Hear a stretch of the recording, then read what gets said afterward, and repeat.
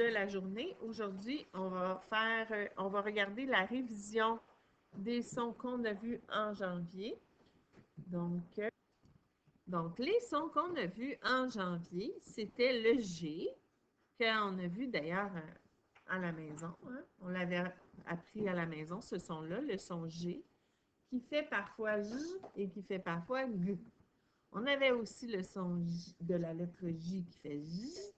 On avait le son Q qui fait Q, mais qui est toujours accompagné, ou presque, de son ami U. Bravo. Et on avait vu le son E. Là, ce matin, on a appris des nouveaux sons, mais ça, c'est les sons qu'on avait vus au mois de janvier. Donc, on va lire les textes et on va répondre aux questions à l'aide des illustrations. Donc, ici, on a Philomène. Je sais que c'est Philomène parce que sa couette est du côté gauche. Quand elle est du côté gauche, c'est le « est ». Moi, je la vois, sa couette, là, elle est là. Alors, quand elle est du côté-là, c'est Philomène. Oui, c'est Philomène, parce que c'est le « est » qui est du côté gauche. Et tu vas le voir dans le texte. Même si c'est marqué Pénélope, tu vas comprendre pourquoi c'est Philomène. Et on la voit manger quelque chose. Donc, est-ce que tu es prêt à lire avec moi? Donc, c'est toutes des choses qu'on a appris pendant le mois de janvier. On y va. La sœur de Pénélope. Ah, comprends-tu maintenant? C'est parce que c'est pas Pénélope, c'est sa sœur. C'est pour ça que c'est Philomène dans l'image. Donc, la sœur de Pénélope mange un légume rouge. Alors, la question est, que mange la sœur de Pénélope? Est-ce que c'est écrit dans le texte? Non. Il faut regarder l'image pour trouver la réponse. Alors, qu'est-ce qu'elle mange? Elle mange un radis. Hein? Un petit légume qui goûte fort. Moi, j'adore les radis. Alors, on continue. Prochaine image, on regarde. Ah, Médard, il s'est fait piquer par un cactus. Pauvre Médard. On va lire la phrase, puis on va répondre à la question. On y va. Une petite plante pique la queue de Médard. Quelle est cette plante? Un cactus. Bravo. Alors, quand les réponses ne sont pas dans le texte, qu'on doit regarder les images et utiliser nos connaissances, on appelle ça des inférences. C'est le mot inférence. Donc, une inférence, c'est quand on trouve les réponses ailleurs que dans le texte.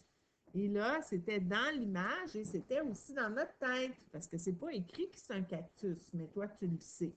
Fais bien attention de ne pas dire cactus, hein, parce qu'il y a beaucoup de gens, même des adultes, parfois, qui appellent ça un cactus. Et c'est pas la lettre P, c'est la lettre C. Donc, c'est pas cap, c'est cac. Dis-le toi aussi, cactus. Excellent. Dernière image. Alors, on voit un beau déjeuner. Miam, ça a l'air bon. Il y a un œuf, un jus d'orange et une tartine de confiture. Hein? On lit maintenant ensemble. Ce matin, Mélissa mange un aliment jaune et blanc. Ah, la question? Que mange Mélissa? Alors, qu'est-ce qu'elle mange? Un œuf. Excellent. Donc, encore une fois, tu as fait une inférence parce que tu as réussi à trouver la réponse, même si elle n'était pas dans le texte. Tu as regardé l'image et tu as utilisé ta tête pour savoir qu'est-ce qui était jaune et blanc dans l'image.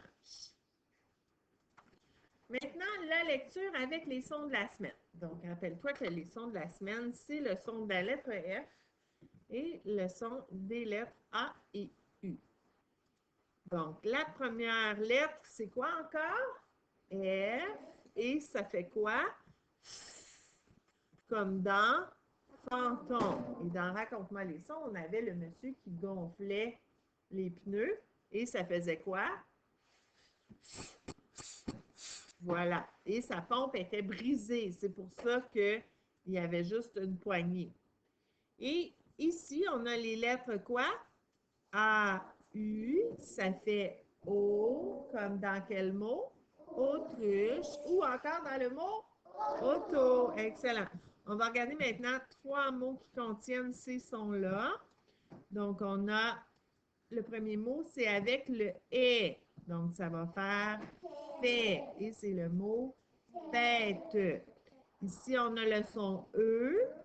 Ça va faire feu. Excellent. Ici, on a AU. Ah, justement, c'est le son de la semaine. AU. Donc, AU avec F, ça fait faux, comme dans faucon. Alors, c'est un oiseau comme ça, un oiseau de proie, un oiseau qui mange de la viande. Alors, le faucon, c'est l'oiseau qui est ici. On va maintenant faire la lecture avec les sons, les mots qui contiennent beaucoup de F. Et il y a peut-être des O. Est-ce que tu vois des O avec AU? Ah, moi, j'en vois un. Je vais prendre mon surligneur bleu pour surligner les sons. Donc, ici, regarde, c'est quoi? Faux. Alors, il y a un AU qui fait faux. Et il y a plein de F. Alors, il y a une syllabe avec F ici. Il y a une syllabe avec F. Une syllabe avec F. Une syllabe avec F. Une syllabe avec F. Non plus. Alors, ici, on a fan. Tu peux m'aider à dire le syllabe. Ça, c'est quoi? Fi. Ensuite, fée. Ensuite, fi. Fou. Fi. Et fan. Est-ce qu'on en a d'autres? Ah oui, on en a oublié une ici. C'est fa. Parfait. Donc là, on va être prêt à lire et on va se concentrer à bien lire les syllabes qui contiennent les F parce que c'est notre son de la semaine. T'es prêt? Mais avant de commencer, on va regarder l'image. Alors, on voit un chien qui n'est pas médard et qui n'est pas têtu. C'est un autre chien qu'on ne connaît pas. Et qu'est-ce qu'il est en train de faire? Il est en train de regarder la télévision. Et qu'est-ce qu'il y a dans la télévision? Des fantômes. Donc, il regarde une émission ou un film qui a des fantômes dedans.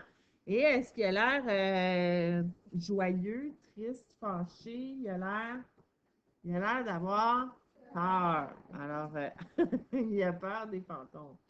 Alors, on va lire les histoires ensemble. On va voir c'est qui ce chien-là et qu'est-ce qu'il fait. On y va. Fido. Ah, ça, c'est son nom. Hein? Souvent, on entend ça, des chiens dans les histoires qui s'appellent Fido. Ce qui est étrange, c'est qu'il n'y en a pas tant que ça des chiens qui s'appellent Fido. Moi, j'en connais aucun. Mais c'est un nom de chien, quand même. Alors, il s'appelle Fido, notre chien qui regarde des fantômes. Alors, on lit ensemble. Ça, c'est le titre. Hein? On lit le titre.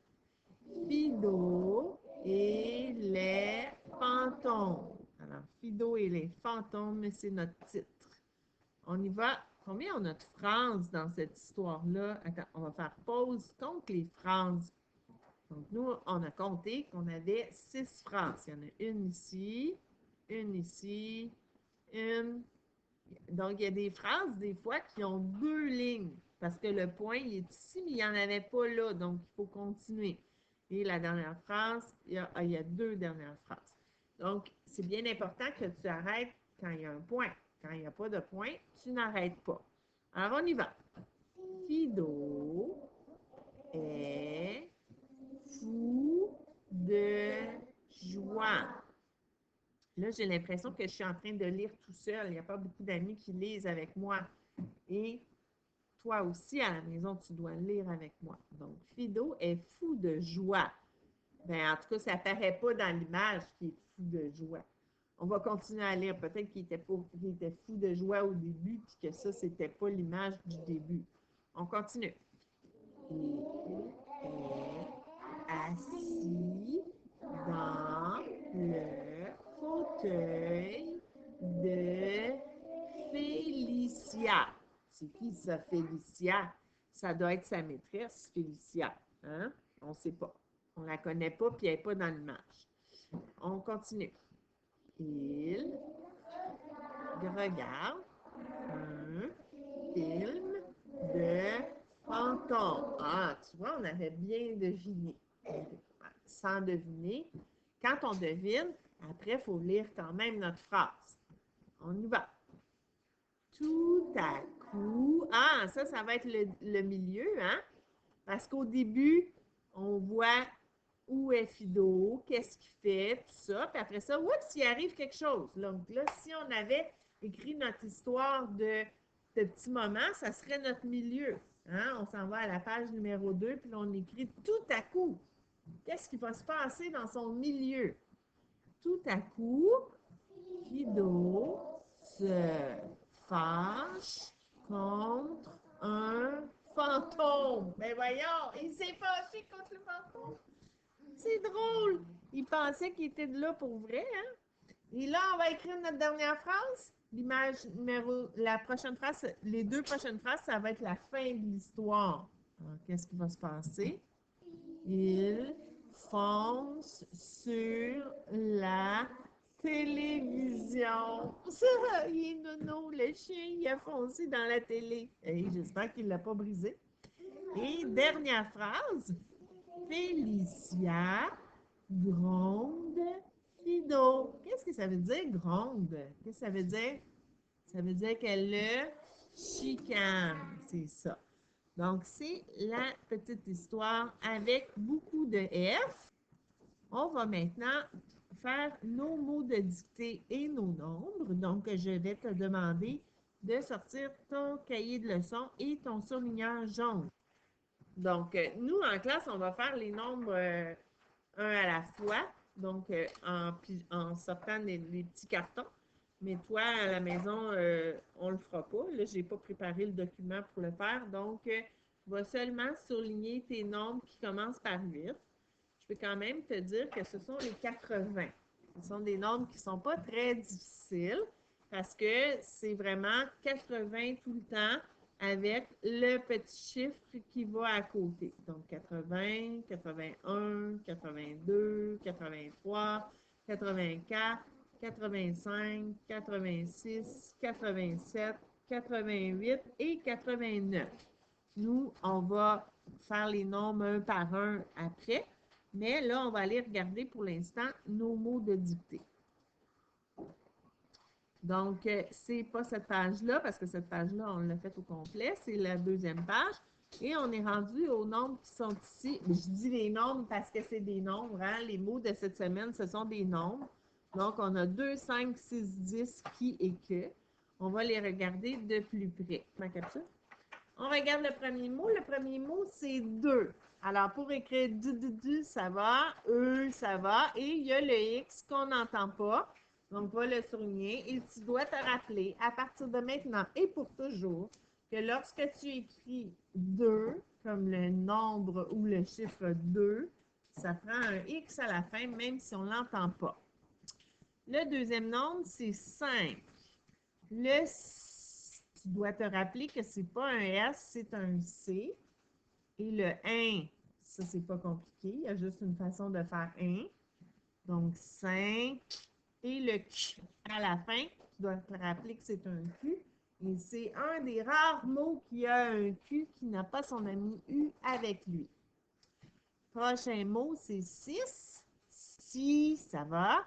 Et il y a le X à la fin qui ne fait pas vraiment X, hein, parce qu'on ne dit pas 6, à moins que ce soit en anglais. Mais en français, quand on dit 6, on doit quand même écrire 6. Donc, il y a un X à la fin. Et c'est la même chose pour 10. 10, c'est 10, ça va.